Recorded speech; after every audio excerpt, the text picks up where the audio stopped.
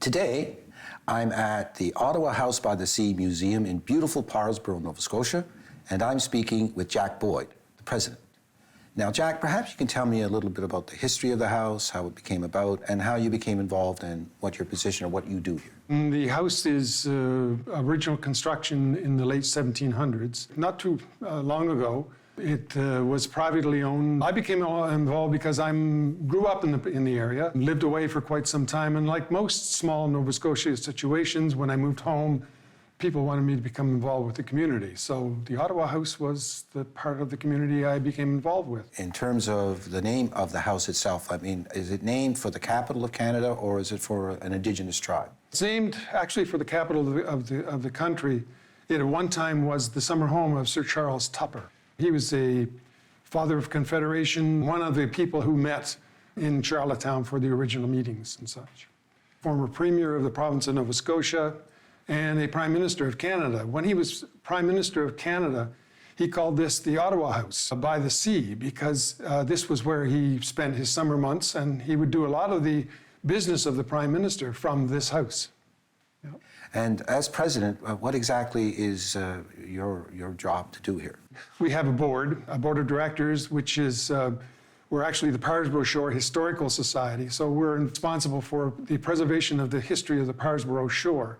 The Parrsboro Shore stretching from the economy area down and around Advocate Harbor area, Apple River. So it's a fairly long shore, and it's a beautiful drive for anybody that would like to come and have a look. And you came because you came home again, and they sort of asked you to get involved with this, right? Yes. Yes. Okay. Yeah. And the furnishings, were these purchased or were they donated? A lot of it would be donations, some of it would be purchased, some of it would be the result of this being an inn at one time.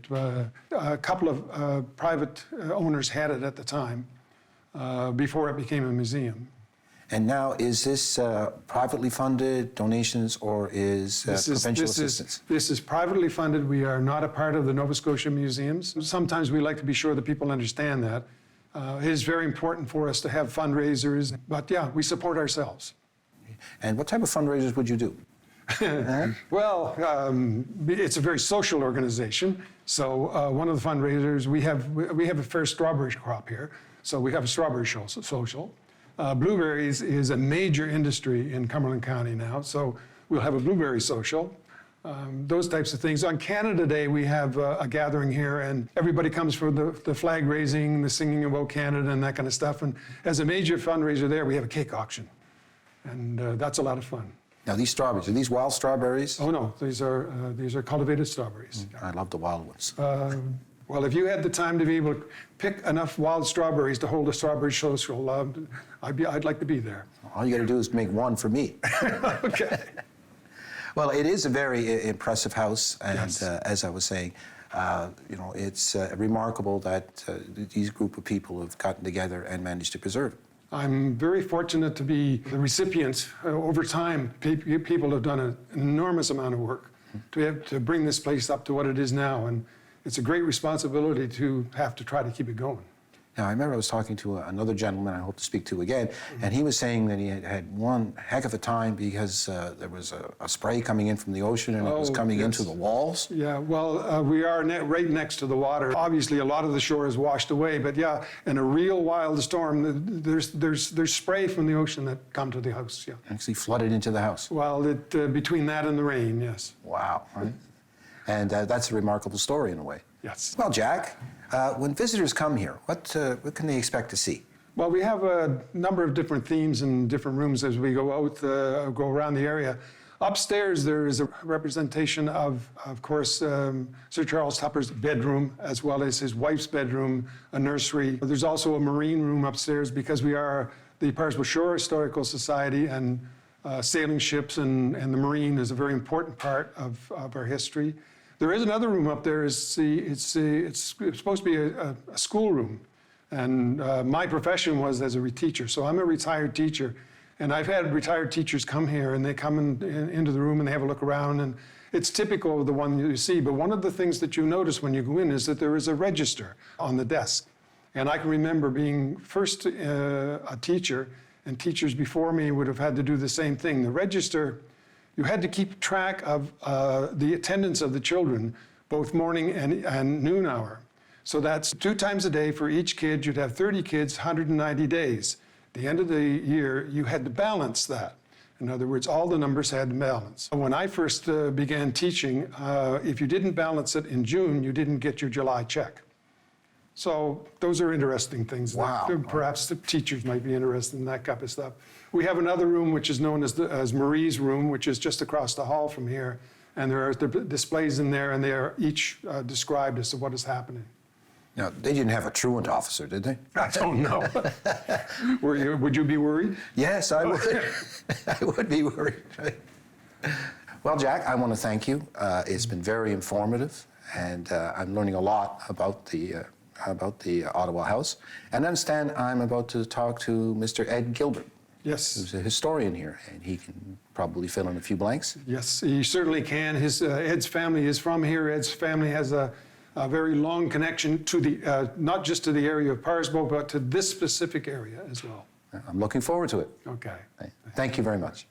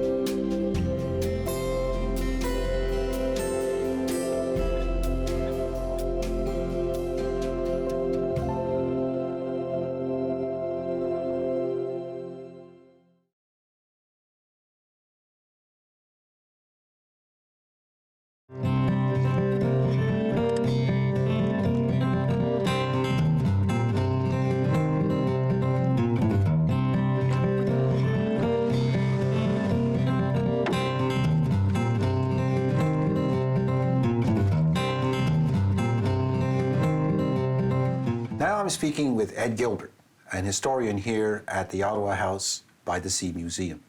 Now, Ed, I know you've been involved with this for quite some time now. Perhaps you can tell me a little bit about the house itself and the artifacts that visitors can see when they come here. When I first came to this place, it was a disaster, to say the least. Anyway, it's a very old building. I didn't expect anything different. I got brought in here by a former soldier. He was somewhat related to the manager at the time, and he'd been here helping, and so he found out that I was a carpenter, and he invited me down, and we started work on the used to be then the kitchen, and now it's sort of the main room, as you know. And once I got started on the place, I got so interested in it that I'm basically still here. And I stayed through all the reconstruction.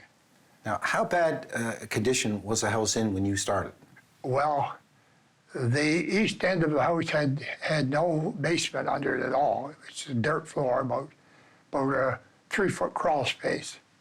The house had a good roof on it. That was about the only thing that was good. The shingles was getting, or the clapboards were getting in bad shape. There was no floor in the basement. The people here had to walk across boards laid here and there to get to the electrical panel when they blew a fuse. It was that old-fashioned. The wiring was bad in it. The plaster was broken, fallen off in a lot of different places.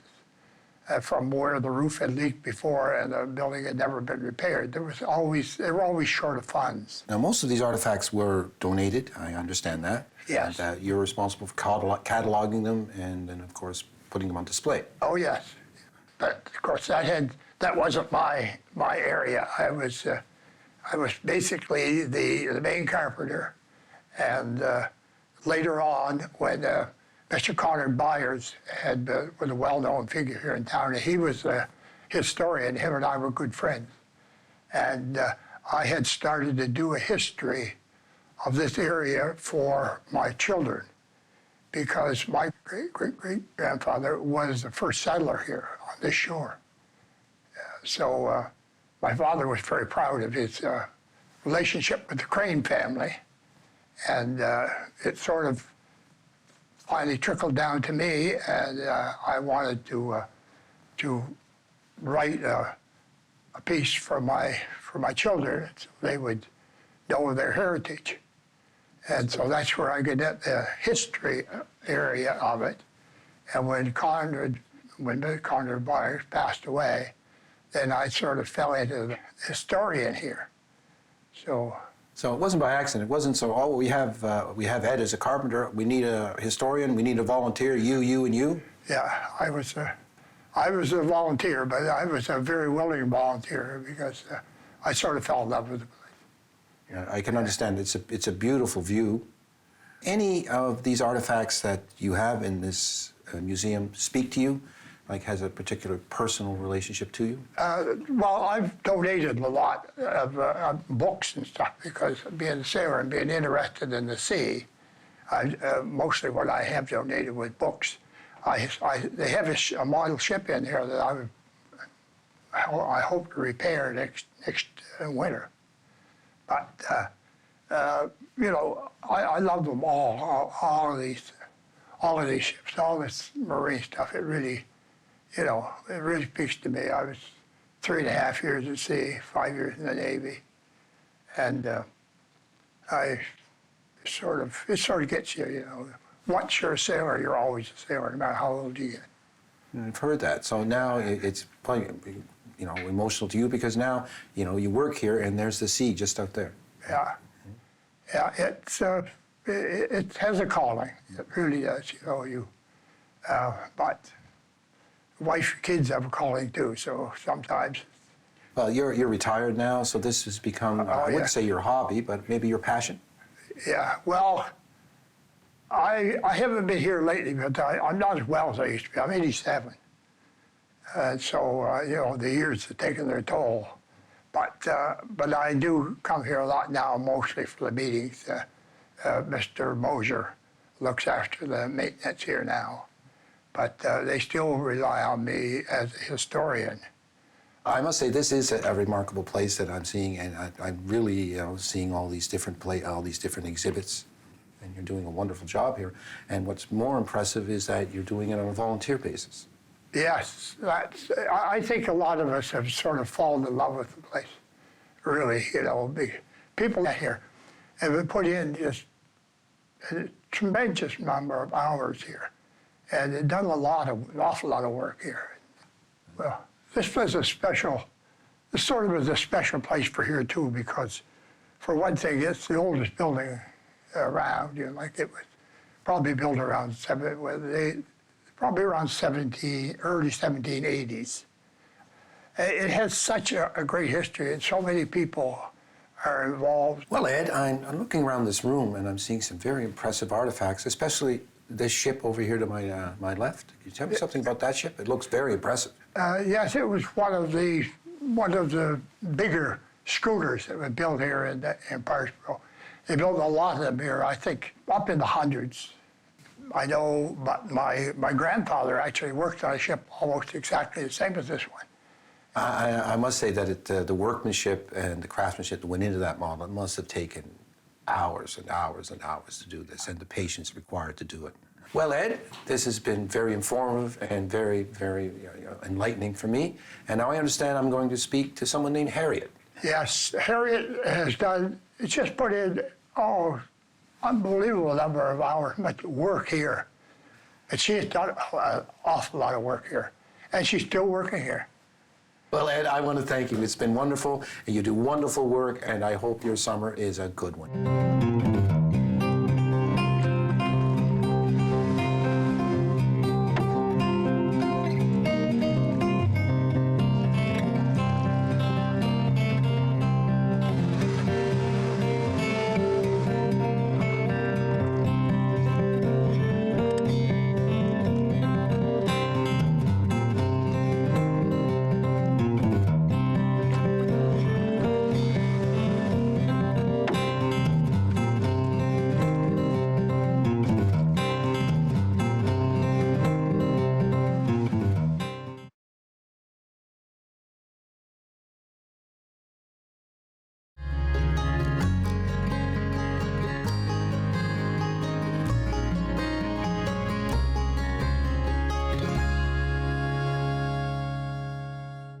I'm speaking with Harriet McCready, who was a past president here at the Ottawa House-By-the-Sea Museum, and we're in the parlor. Now, perhaps you can tell me a bit about the parlor, the social life revolving around the parlor, the artifacts that are here, and later, I understand that you know a lot about the genealogy of the first settlers here.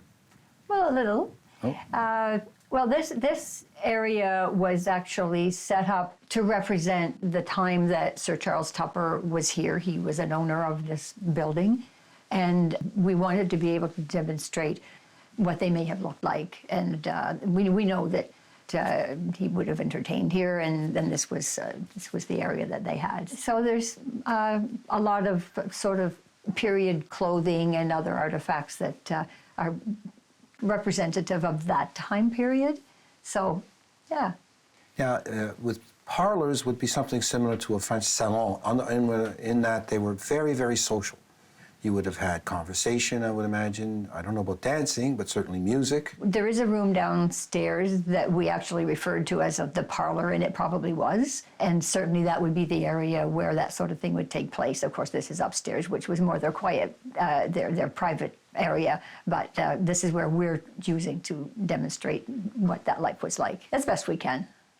And the artifacts you're seeing, the antiques, I'm noticing that there's a phonograph, the old Edison phonograph.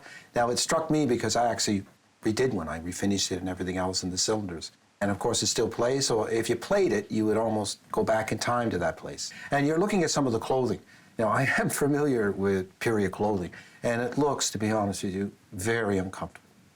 I would expect it probably is. In fact, some of the things that are here, particularly what the women were wearing, well, first of all, it really always strikes me that they were so small for the most part, and compared to women of today. And the clothing that they wore, and the fact that they wore these really tight corsets, and how complicated it was just to get dressed. Now, realizing here, we're probably speaking primarily of women of a certain societal standing, but we know that women who were working on the farms or as housewives in other venues would not be wearing some of the fancy clothes here that, quite frankly, I would find very difficult to wear. Now, with these clothing, they would have to have a servant actually to help them get dressed, wouldn't they? Oh, I would imagine. I would imagine. As I say, it would be a process to get into these clothing, right? Yeah, and out. And, well, that's a different discussion, isn't it? Right? Now, these artifacts that you see in this room, like most of the things in the Ottawa House Museum, they were donated? Oh, yes. It's pretty common for people to donate things that they believe have been important in their families, so it became part of their family treasures. It always is a story. You look back, you know, they have those famous cave paintings in La Côte in France. And these are prehistoric, but even though they're these cave drawings, they're telling a story. Absolutely. Yeah, absolutely. And it's always about, when we're visiting these museums, it's always about the story of the people who owned it, the people who took care of it, the people who donated it. Yeah, absolutely, absolutely. And you say Sir Charles Tupper was here. Mm-hmm. Was he Prime Minister at that time? No, that was after he left here. He was the Premier of Nova Scotia, and one of his last acts here was actually to enact a bill that enabled a wharf to be built. His short time as Prime Minister was following that. He wasn't here then. Well, and he was responsible for naming this house Ottawa House. Did. Ottawa House-By-the-Sea, because he had such a passion for his vision of having the provinces unite, and Ottawa was kind of the seat. Well, he must have had a great passion, because my understanding when they were talking about joining Confederation, it was a pretty passionate debate in this province as to whether or not to join. That's true, that's true. There was some talk about going south. Yeah, I'm glad we didn't do that. That's another discussion, isn't it? I'm very impressed, you know, with the rugs. So when visitors come here, they can see the period rugs and all the artifacts here. Now, do you have a tour guide that will take visitors through the house? We do. The tour guides, it could be summer staff or regular staff. We're a small museum, so we don't have a lot of staff, but we do manage to get a few extras in the summer. And we have some incredible volunteers, and we have a historian who knows so much about the history of the area, the history of the building, the history of shipping and sailing. And shipbuilding, it was one of the very early industries here, because we had the tipper and we had the shores, and because our tides come in and out so far, it was a great place to build ships. Yeah, I'm getting that. Eh? It's a great place to build ships. Now, Harriet, I understand that you come from an old family here. I do. Nova Scotia had very few people in it back in the early 1700s, but land was offered in the New England states free to people who wanted to come and take up the land because England wanted to have loyal British subjects here. So my direct ancestor came here from Rhode Island along with the first of a group that became known as the New England Planters, and that was in 1760. And so I'm seventh generation Nova Scotian. And of course, his ancestors had been in the United States since the early 1600s. So families like that, and those and others would come and settle here. And they may have brought with them their African descent, either slaves or free. And there were a number of so-called free blacks who came and had pretty successful lives, and so it was pretty multicultural, and the land here was not that great for farming, but that's why shipbuilding lumbering came to be pretty good. But the people who settled here, now there's a huge diaspora of us all over the place. So, yeah. Have you ever gone back to Rhode Island to see where your ancestors came from? No, I've often thought that I would like to, but I've not made it yet. Mm-hmm. Never say never. Maybe you can dig up an old deed and say, hey, that belongs to me. Right? Well, Harriet, I want to thank you. It's been very informative, and it's a wonderful museum, and I hope you do very, very well this summer. And on another note, I understand that you have a foghorn here. Oh, we do. Would you like to see it? I sure would.